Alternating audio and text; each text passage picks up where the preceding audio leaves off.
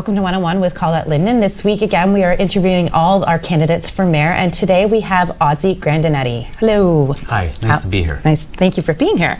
Okay, Ozzie, we're going to get right into this.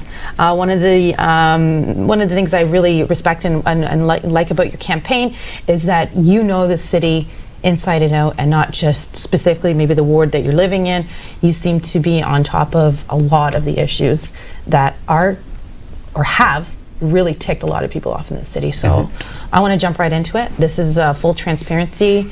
I'm hoping you're on board with that style, because that's what our community needs, and I think that's what our municipal government should reflect. So in the name of transparency, let's get ready to go. Okay, so let's talk a little bit about some of the things that the last council left us with, that should you be mayor, you were going to change or keep the same, or blow the project out of the water. Yeah. Well, I think this past council has left us with a huge debt, wasted a lot of money on things that we don't need.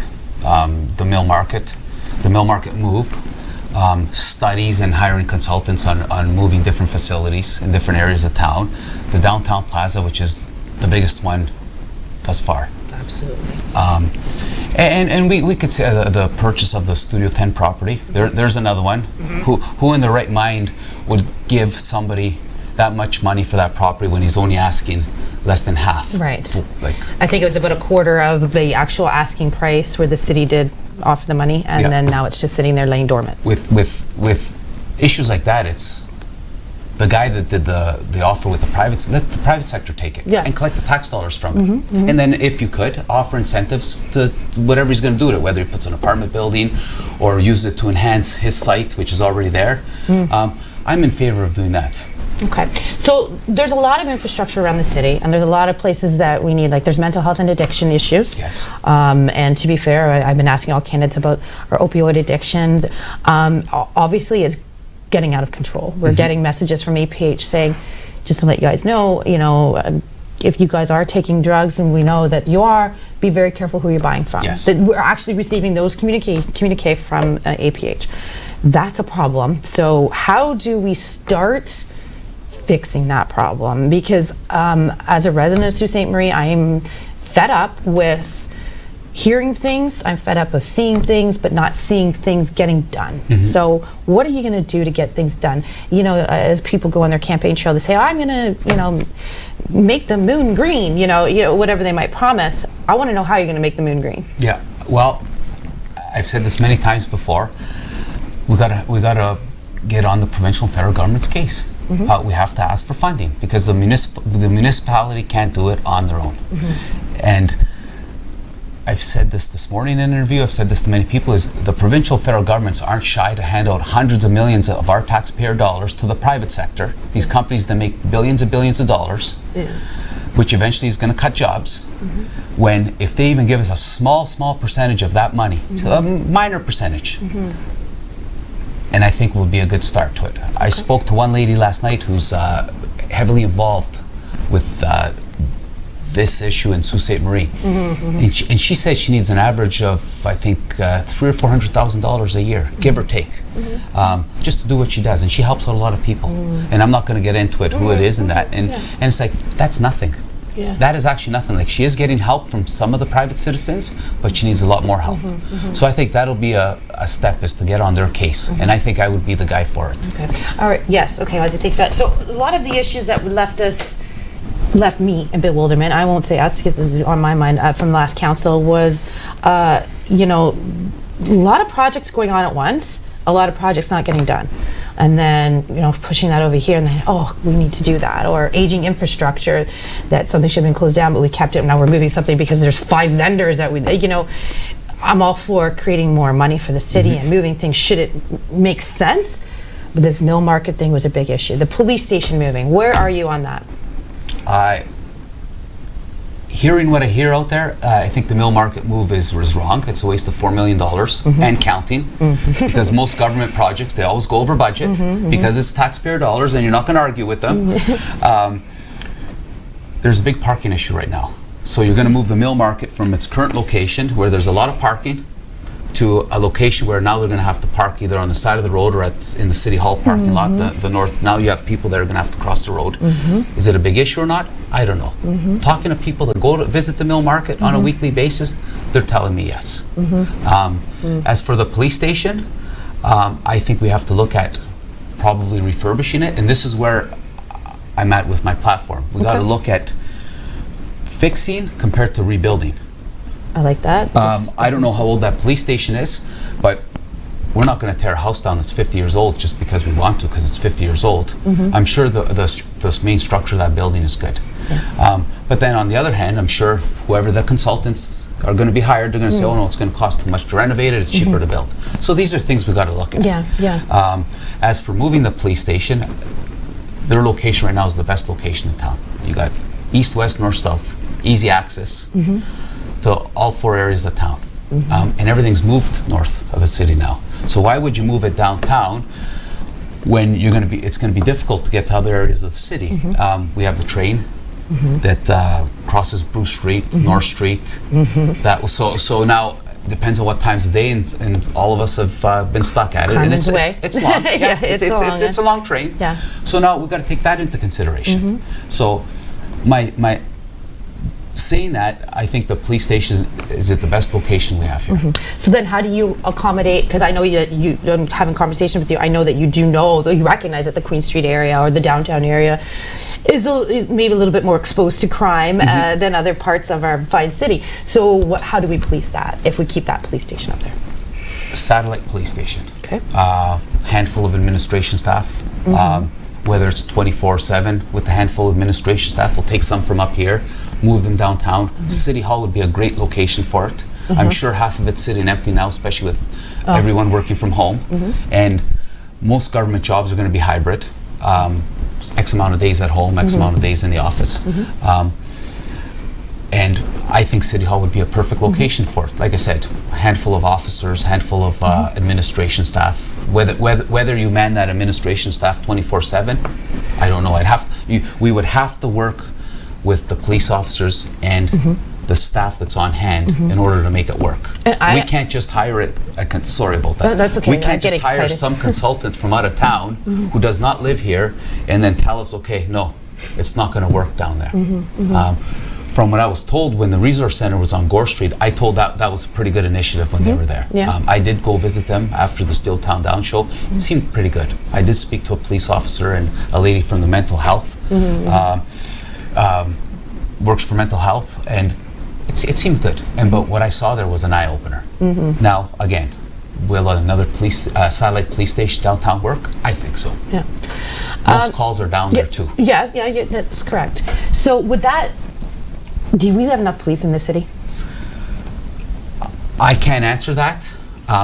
From speaking to some of them, no. I spoke to the police chief about 3 weeks ago when they had the Soya event. So him and I walked from City Hall to the tent, and we had a good conversation on it. He basically told me he needs 20% more police officers on the ground. And he did ask a city councillor, and he could not get the answer from the city councillor. So what I would do if he needs 20%, well, that is quite a big number. Sure. So, well, let's take baby steps. Are you happy? Can we start at 5? Because again, we need the funding for this, or maybe 10. Let's look at the numbers. And I think it could happen. In my opinion, I agree with you. We have a Sault College right here with a Police Foundations course who have people who are residents of Sault Ste. Marie who've taken that course, who desperately want to be a part of the city. So, you want your city to grow, you want succession planning, you have a younger generation. We have got 2 awesome post-secondary institutions in our city. How are we going to keep our graduates here? So, that might be a plan. I don't know. Tell me something that you feel. What is your platform? What are you running on? Eventually, that you're very passionate about, and how are you going to raise monies? And how are you going to be different? Let's be honest. From the last 8 years, the last 4 years. Let's talk about the last 4 years. How are you going to be different? Well, it's what I want to do is more transparency. That's my number one. Transparency. Like I said, we have to fix the downtown issues. That's probably my number one issue right now. Downtown. Jobs, transparency, because we know they're hiding something down there. I believe in keeping everything open. Okay. So whatever tender processes they are, or if certain jobs, if there's cost overruns, yeah, we got to make it. We got to put it out to the public. Well, this is what it was, and this is how much cost overruns. Okay. That's how I think we could do it. Okay, so like I said, promising of the green moon or whatever, it's just an analogy. But so let's take homelessness, opioid addiction, hand in hand. Possibly, those who are, have an addiction. They need help, but they don't just need help at the time. They need help. Another candidate mentioned having a hub where everything's all in one area. Great idea, because sometimes these people get released and they're left on their own. Exactly. And that is scary, I would imagine. So we can promise the world and everything with everybody that sits in this seat. How are you going to make that happen? What does 1 year in the life of Ozzie Grandinetti as mayor, starting in October or November, look like for you? Like, what do you want to see? Because I feel that the residents don't have those tangible things. They go and say, that's where our taxpayers' money went. That's where our money's going. Well, again, and I said this in an interview this morning, I would love to help the people that are having issues right now, whether it's homelessness, drug addiction. But on the other hand, they're going to have to help themselves as well. Okay. Fair enough. I do think this new center they're building in the old Sault Star building is a step forward. Talking to some professionals, they say that's not enough. And as this other candidate says, you need a hub, which I think we do need a hub, because once their 30 days is done there, what's next for them? You can't just release them on the street. It's steps. Yes, it's steps. So they need baby steps. Now, are they going to get clean after 30 days? I don't know. And speaking to some professionals, they're saying no.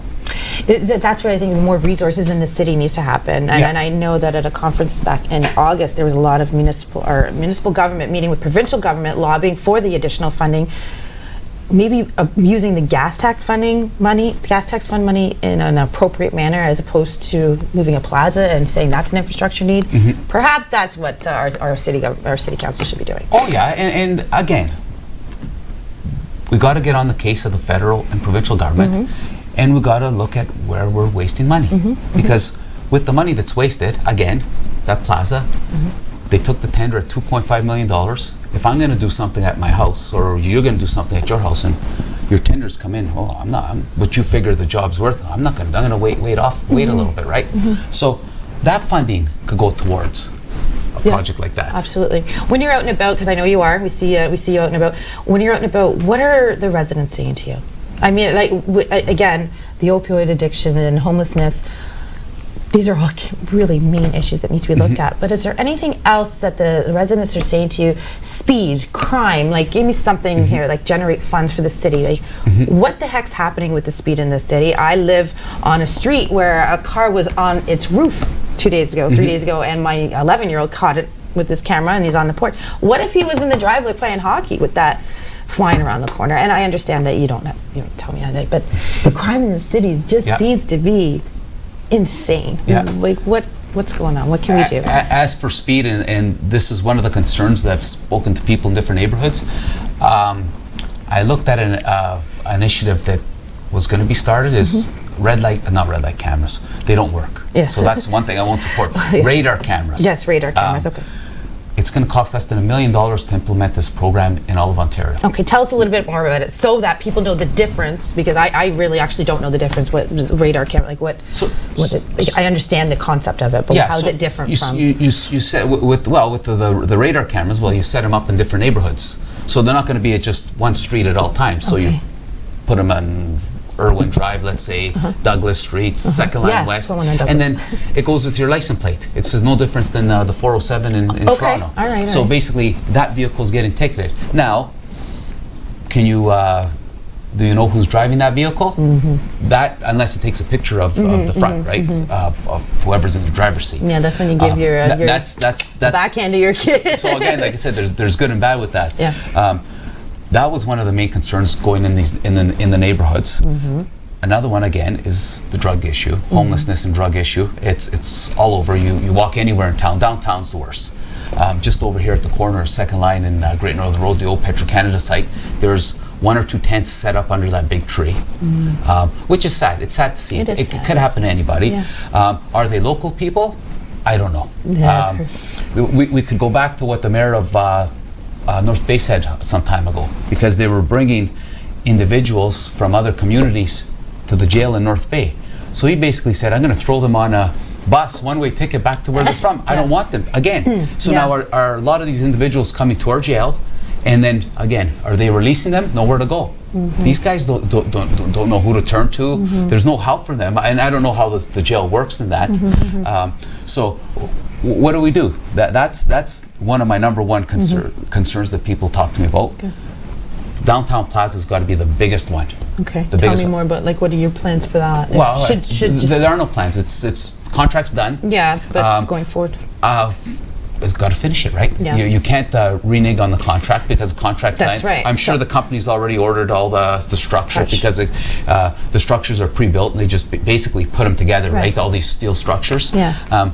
So it's got to go. So now it's your job, as you know, coming in from something that was passed before you actually got to vote on it. Yep. So now it's your job to now keep that under your budget, keep it within the budget now. Or, yes. You know. Yes. So that onus is on you now. So. Exactly. Now to keep it under budget, I think will be hard because we know that site is contaminated. We know back in the day they used to dump most of the mechanic shop or automotive garages, and there was basically a gas station / garage in every corner in Sault Ste. Marie, your busy corners. So they would basically dump their oil in the ground or in these tanks that are now probably sitting in the ground that are rusted. We still don't know the environmental assessment on where that garage was on the Bay Street side. Yeah. I've asked for it. Why aren't they making it public? You've asked the city for that? Yes, I've asked for the city. Asked the city for it a few times. I've still yet to see it. So why aren't they the minute they got that environmental report from whatever engineering firm they hired? Why isn't that on a city website that you and I or anybody could go look at it? Well, there's this much. There's the ground's clean, or there's certain spots in areas in the ground that are contaminated. There's X amount of contaminants in it and whatnot. So those are things. And that's where transparency comes into. Exactly. And this is what I want to do. I want to have everything on a city, some type of portal, website, or whatever, that, hey, this is what it is. This is how much it's costing the municipality top rate every month. Your winter budget, your sweeping, your all your budget. This is what it's costing us. And the other thing I'd like to go after, back to the provincial government, is they give us an X amount of dollars for everything. And they all say it. We have to blow, and it's come out of their mouths. Okay, whether it's the deputy CEO at the Board of Works or downtown, we have to blow the budget. We have to spend that money. Otherwise, we're not getting that money the following year. That's right. Well, which is wrong. It's totally wrong. That's it's how totally it wrong. works. We give our kids allowances. What do? You tell them to save. You're not going to go tell your kid to blow that money on whatever. We teach them to save. So on the provincial end of it, okay, we're going to give you this much. You do what you have to with it. And whatever's left over, you spend it on road infrastructure, buildings, whatever. We're still going to give you that same amount plus whatever percentage increase it goes every year. Right. We got to get that mentality out of staff's head. Yeah, I think one thing personally that I would just bring to the table, and perhaps and maybe it's affecting other people, but I don't, single mom, I have 2 boys.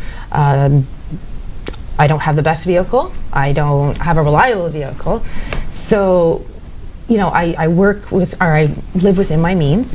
So when I go over potholes, which happen, and I had to replace all 4 of my tires, that took a huge hit to that savings that I had, But at what point, I'm not, I don't say, yeah, City Hall, you've got to cover it, but they don't even acknowledge the fact that those Band-Aids that they're putting on called potholes, what are you going to do to fix that? Because I really feel like I'm not the only one out there.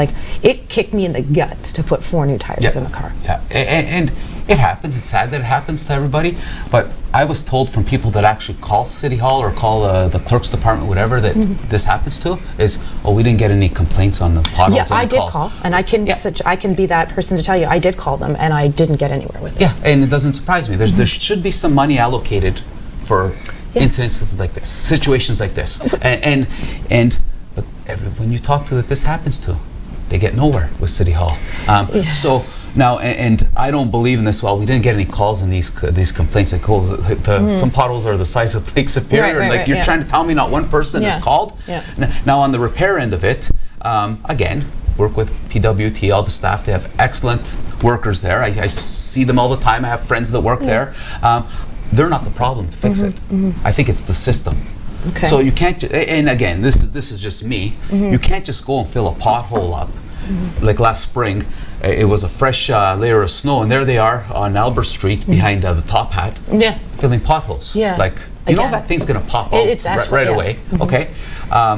Or wait a little bit, do it properly. Tell everyone to slow down and whatnot, or get a pothole machine that might be capable of repairing those potholes in extreme conditions. And I know this sounds like a given and stuff. It's just that is an issue that honestly does affect Saultites on a daily basis here. So it's not like some type of pipe dream. Oh, maybe we can fix it. No, something needs to be done about it. End of story. You know, it doesn't have to be a single mom with their bad vehicle. No, it's just that's what happened to me. They put patch over patch over patch. Band-aid work. Yeah. So what's that happen? It's going to pop out. And again, our climate has a lot to do with it too. That's right. Why it needs to be pushed. You could go down any road in town, and they're not that good.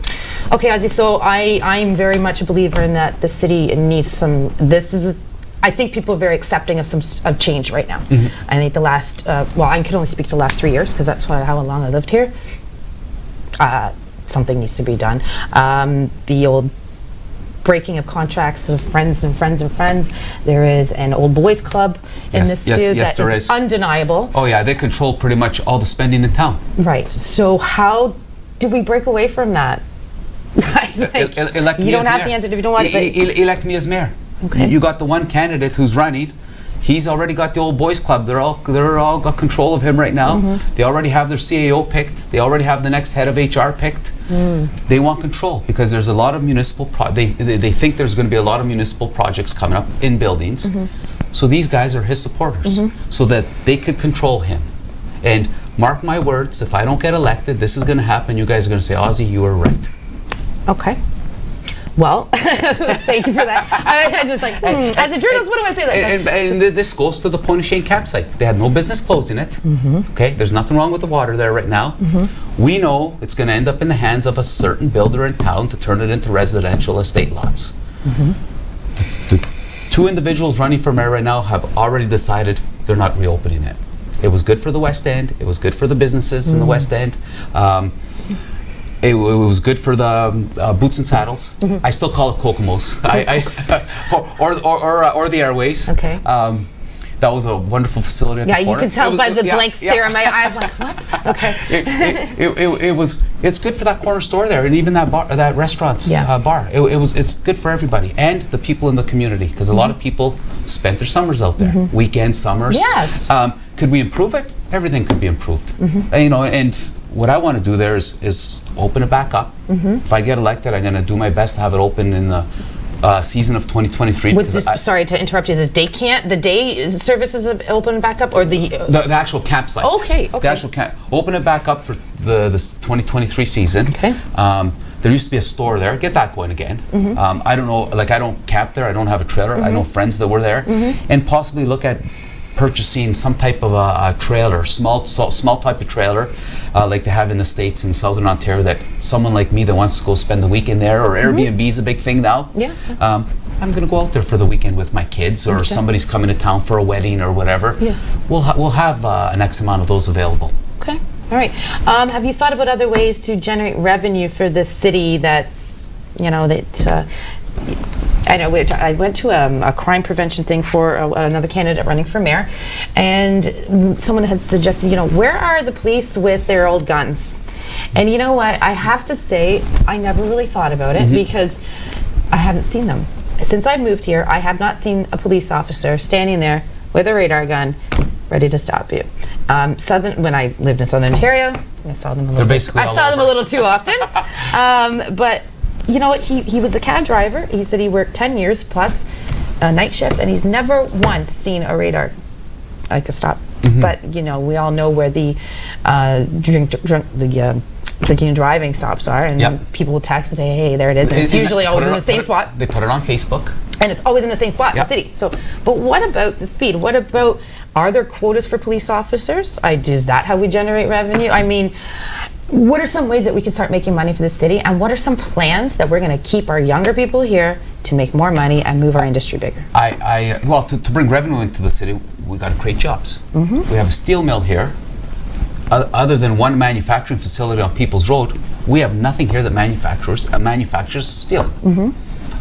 We have the flake board in the West End. There's one manufacturing facility beside it, the Malmine mill.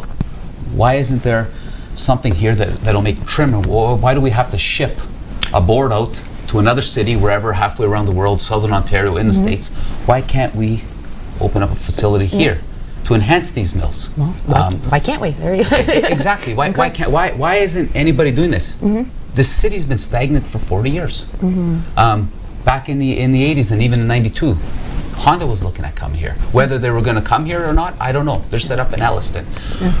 We have to look at how we could attract these businesses here. Property. I know in the U.S. they give land, and just look at what they're doing. I believe it's Indiana or Ohio with the chip factory. Like, that's going to set that state for years. Stellantis in Windsor, the electric vehicle company. They're set 3,500 jobs. Now, do we have to go after those? No. We could go after these companies that 200, 300, 50, 100, whatever. 4 or 5 of those will be pretty good for the city. Look at that. As for the police revenue, I'm sure just anybody driving down the road, everybody's texting and driving. You can make your quota in 1 day for the month. Yes. And they are. My wife and I ride bicycle a lot. Not much this year because I've been busy.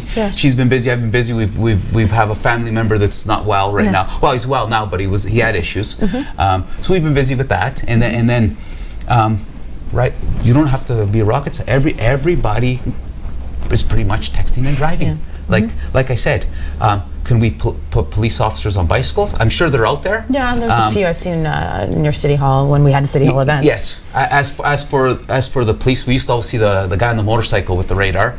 I actually seen him somewhere about a couple weeks ago. First time I seen him all year. And I can't speak for the police. I know, and it's just that you're sitting in this seat, and I'm giving you my frustrations that I can't speak for them. I got pulled over 3 years ago. I just picked up my son at Maitland Ford. He was doing the class for driving, and it was funny because I was coming down People's Road, and then I get to second line in Farewell Terrace where the Tim Hortons is. Cherries start flashing, so I pull on Wallace Terrace, and he comes up, talks to me, goes, "Oh, you're speeding going down People's Road." So I asked him, I says, "Where were you, at the church?" Because that's where they used to hide. Was at the church or further north, just north of the tracks. I believe it's Hillside is the street. They used to tuck themselves in there. He goes, "No, I was going up the hill, and you were going down." He goes, "That's how fast you were going. It took me that long to catch up to you. I was going 75 in a 50. And I told him, he was great. The officer was great. You know, give me my ticket, whatever. He let me go for 10 over, which was good. And I just kind of joked with him, and he joked with my son not to take driving lessons from your father and everything else. You know, it was all good. You know, I admit it was my mistake, but I did ask him, "Were you there?" Because they used to always hide there. And I am around town quite a bit with the business, taking my wife and I going out, or even with the bicycle. Now, maybe they're out there and we don't see them. Yeah, I just found it when this particular person brought that up, saying he's on the streets for 12 hours working the night shift, and in 10 years has never once seen a radar. I thought, holy crap! Neither have I since I moved here. To be honest. Again, I can't speak for that. We always knew the areas, like even in the West End, we're on Nixon Road. They would tuck themselves to a couple of different areas on Allenside Road and.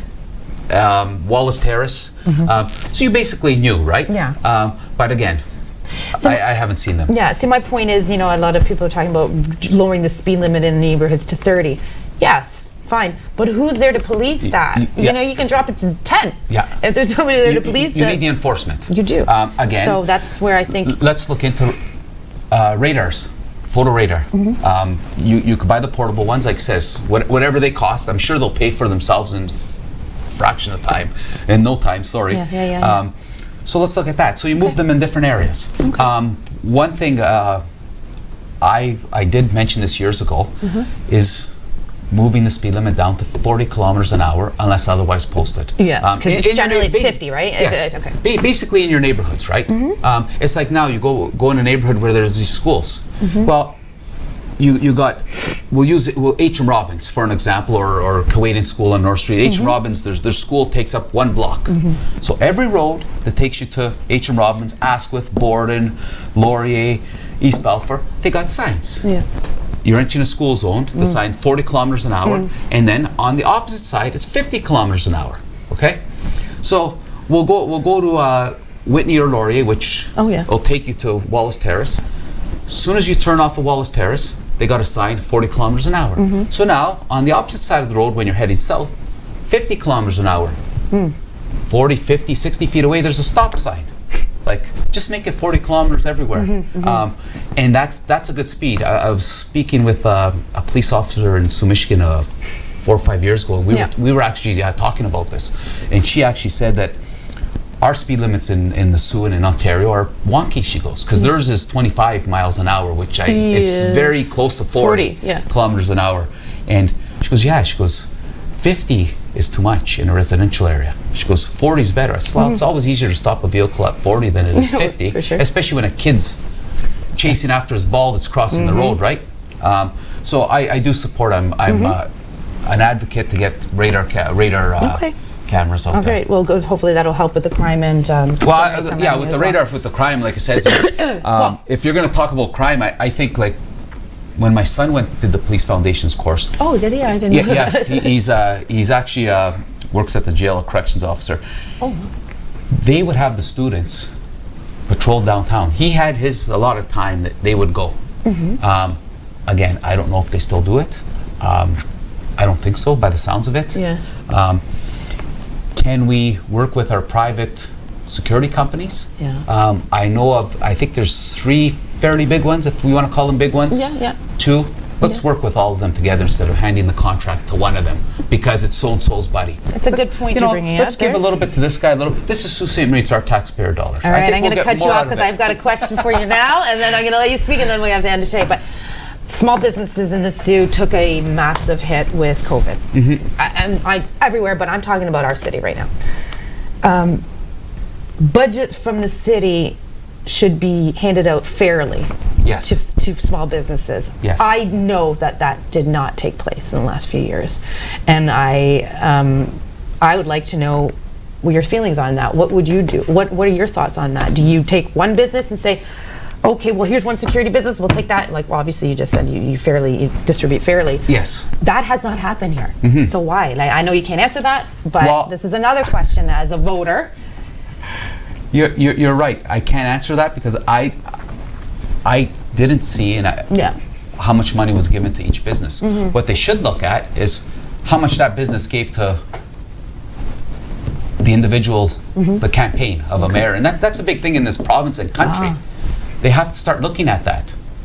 Again, I can't speak as to how much money was given to what business. So there should be a percentage of everybody. We got to be fair with everybody. And I said it again this morning with in the other interview I did. Yes. You got to be fair with everybody because at the end of the day, it's the taxpayer dollar. So why is this business keep getting government funds or whatever, and the other one's struggling, whether it's a business of 5 or 50? Yep. They're all business. We all pay taxes. That's right. All right, Ozzie, thank you very much. I know I've kind of thrown some questions at you, and again, thank you. I will say again that all of our candidates didn't receive any questions, and I appreciate you being on the hot seat, which you will be for 4 years if you're elected. So we need to. I'm hoping that I am representing the community and their concerns as well by asking you questions. So I'm going to give this time to you. Is there anything you'd like to say, address, discuss? The platform is yours. No, basically, if you want transparency, and you want to steer away from the old boys club controlling this city, and you want everything to be fair, I'm the guy to elect. Okay. If you want somebody to get on the provincial and federal government, I'm the for issues, funding issues, I'm the guy to elect, because I don't care about this old boys club. I don't do work for them, nothing. I'm running for the people of Sault Ste. Marie. I'm not using this as a stepping stone. Unless the opportunity arises, I might consider it, but for the most part, no. I'm not going anywhere. I'm going to be a full-time mayor, 24/7. I don't, like I said already, I don't plan on going anywhere. So this is why I am the guy to elect as mayor. Well, thank you very much. Thank you. And congratulations on your campaign. Congratulations on your success. And we'll be following you. And we hope that everybody will be following Ozzie and all the other candidates as well in these interviews. But unfortunately, that's all the time we have for today. But we will be back tomorrow.